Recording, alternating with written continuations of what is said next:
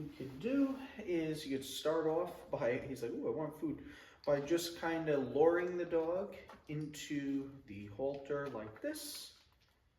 And I have a bunch of food in my hand. I'm just letting them kind of slide out one by one, almost like a little Pez dispenser, just to get him comfortable with putting his nose through the halter and starting to feel a little bit of the sensation on his snout.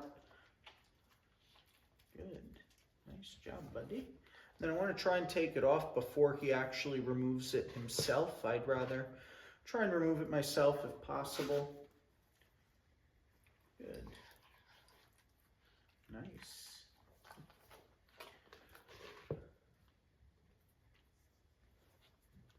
So I do is when I get the dog's snout through, I just hold it like that on the top.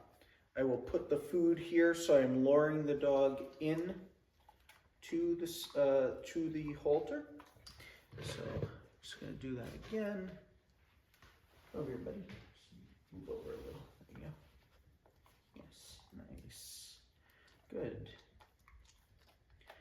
So this is one way to do it, just kind of luring, and then over time we build a little duration where we slow down the food and we'd let the dog kind of just hold in the muzzle, the halter a little bit. But for this fella, get it, what we need to do is start getting him to feel a little confident about it on his own. So if he starts to, approach the halter at all, good. I am going to, any movement towards it, bumping it, just approaching it, etc., I'm going to reward him, and I'm going to reward him through it. Yes. Good. So, let's see. Yes. And the reward is always going through the halter. And basically, what I'm doing is shaping. I'm trying to teach him to put his snout through the halter by his own choice. So that time he decided to bypass it basically because he would prefer to have the food. So I'm just going to hold this here another second.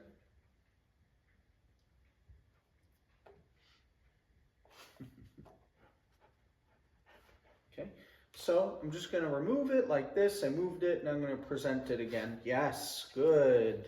Nice. I'm going to pull the food away and then I'm going to pull the halter away. I'm going to represent. Yes. Nice. Good job. Good. Represent it. Yes. Good. So he bumped it that time. Nice job. So I'm just trying to teach him to make the choice to put his snout through the halter on his own, because one thing with Baci is he doesn't like. Yes. Ooh, that was good. Nice job, buddy. He doesn't like when things are put on him or put over his head or his face for that matter. Even approached with the leash sometimes is a little bit apprehensive, or he'll even try being avoidant and move away. So just want to try and teach him to start putting the halter on himself. So what I'm going to do now is toss a treat just to reset him. Get it? Drop two. Stuck to my fingers here. And then once he comes back, I'm going to represent. Yes. And I'm going to reward him. So every once in a while, I might throw a treat just so that way he can go reset, basically get him away from me, and then see if he'll be willing to do it again. Yes. He doesn't need to put his snout through the halter right now. That last one you saw, he kind of like bumped it, kind of like almost like just boop with his nose, or like punched it, whatever you want to call it. Yes, I'll give you that. That was good. You just kind of went for it on your own.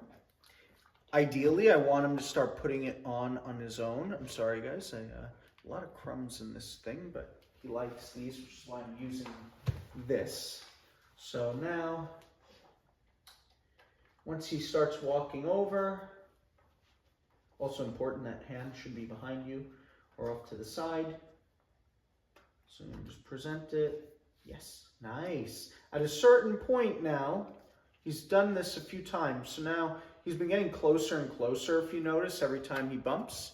So at a certain point, we have to decide when to start teaching him, okay, now I actually want you to try and put your nose in the opening.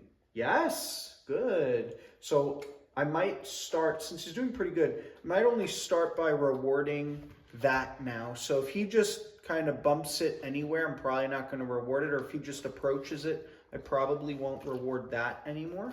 I'm only going to reward, sorry, so many crumbs on this because my hands are all wet. Get it. So now I'm going to probably just reward the fact that he's putting his nose in. Yes, good job. Yeah, nice. Whoa, super smart. Nice job. And then I'm going to pull away. So I'm praising a lot, making it a big deal, giving him a bunch of treats, one piece at a time. And then I pull it away. Yes, nice job. Whoa, good for you. Nice job, buddy. Yeah. Good. Hopefully you guys see this on the camera because I didn't even check. So hopefully it's actually working. Get it. We set him.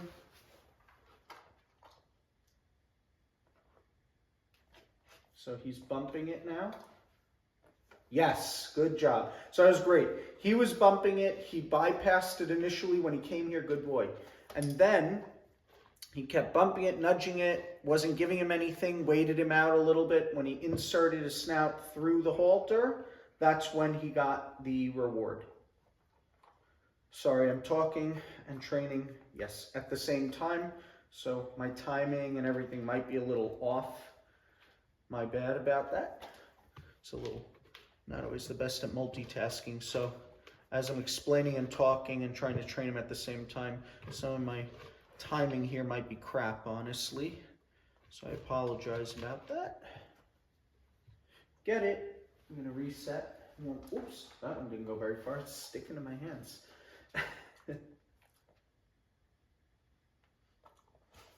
Yes, good for you. Now that time he almost backed out of it.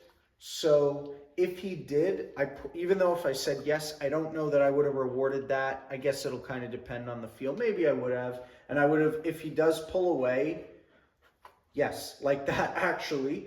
If I mark it, it's my choice if I want to feed. So for this one, I decided to feed, but I'm only feeding you through the halter. So you put your nose in there, you pulled your snout out of there. I'm still going to feed you through there because I said yes. Again, you don't have to. You could just wait it out. Hey, you put your nose in there and then you removed it. So if you hold it for a second, then maybe I'll give you the food. So that one he actually pulled away. I decided to feed him anyway. It's kind of your choice. Depends on the dog a little bit. Oops, sorry, buddy. You just put your nose in there and I didn't reward you for that. See, that's what happens when I start talking at the camera. So, yes. And that was bad on my part. My hand was over there in the bin here with the treats. And so he was kind of pulling away, looking at my hand there. So that was my fault. So this is what I would be doing in the beginning. Sorry, it's a little sloppy. I'm kind of doing this on the spot. All done. So just let him know that I'm done for a second here. So that would be the first, those are the first beginning stages of introducing the halter. I don't know how long are we going here? I don't even know. This is long. Okay. So I've been doing this a little too long. So this is about 9.5 minutes. So it's a little bit long. I wouldn't just do it this long unless your dog is really motivated and enthusiastic about training. I probably wouldn't push it for this long, honestly. I was getting a little ahead of myself here. So this is the intro of one of the ways you can introduce the halter. I lured it in the beginning just to get him a little comfortable with it, and then I started shaping it. I switched where I was starting to let him make the decision. If you put your nose in there, that's how you're going to earn a reward.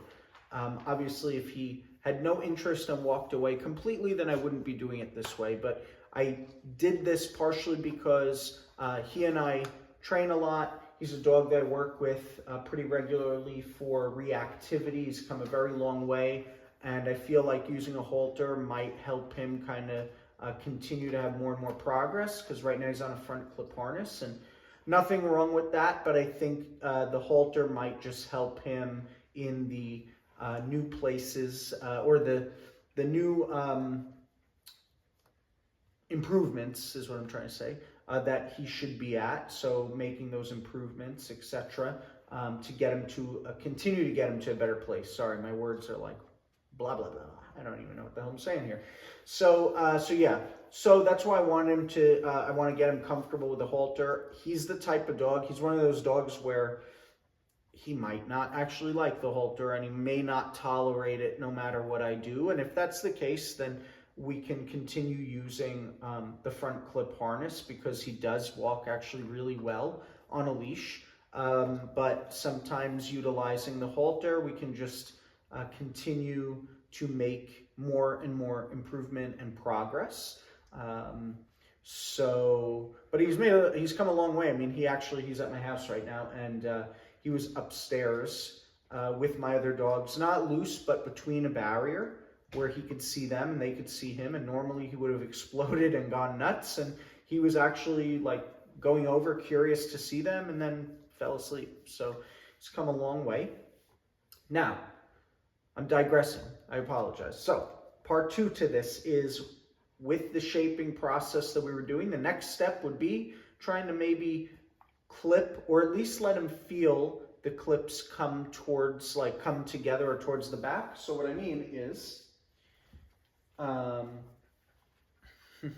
okay, you're here, you're interested, I sort of slipped that on you.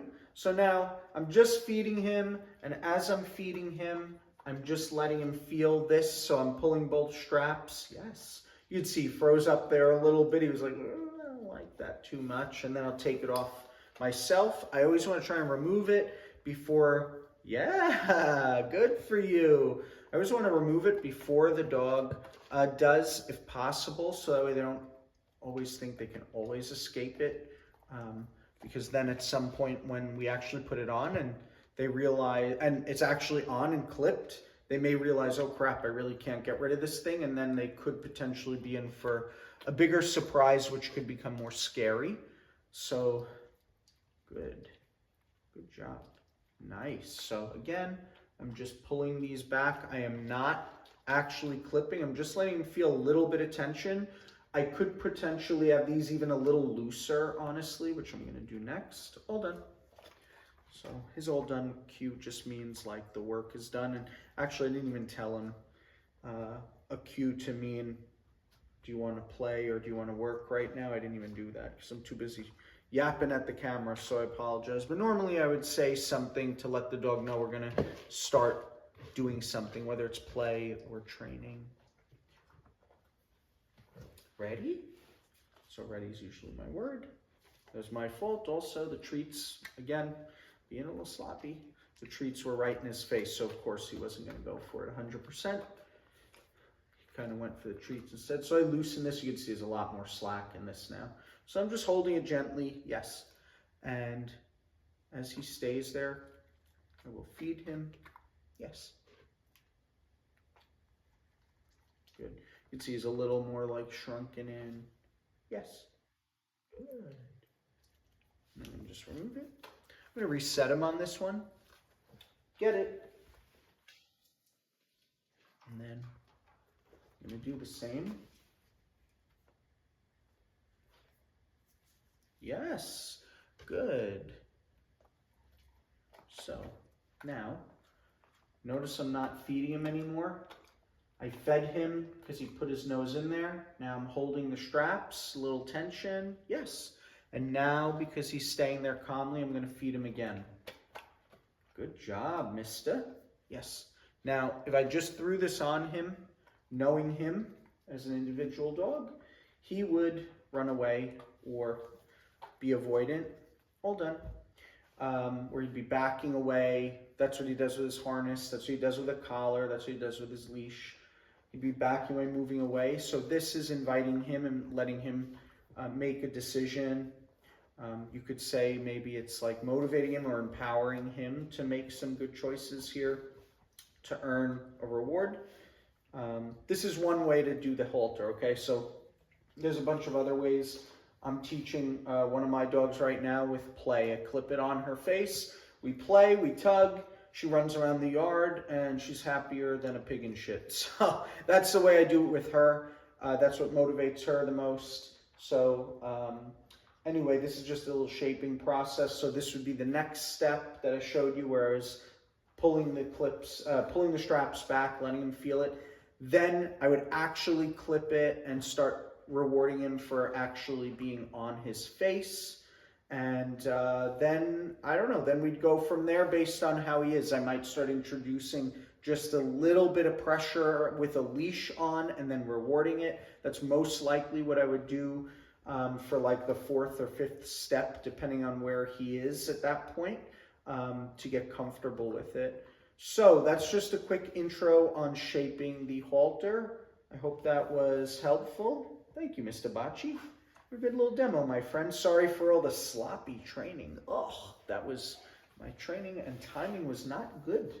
So what happens when you multitask and try and train at the same time. Hello. Oh yeah, you did so good. You did such a good boy, a little Baci. Little Baci. Yeah, little Baci. Oh yeah, Baci.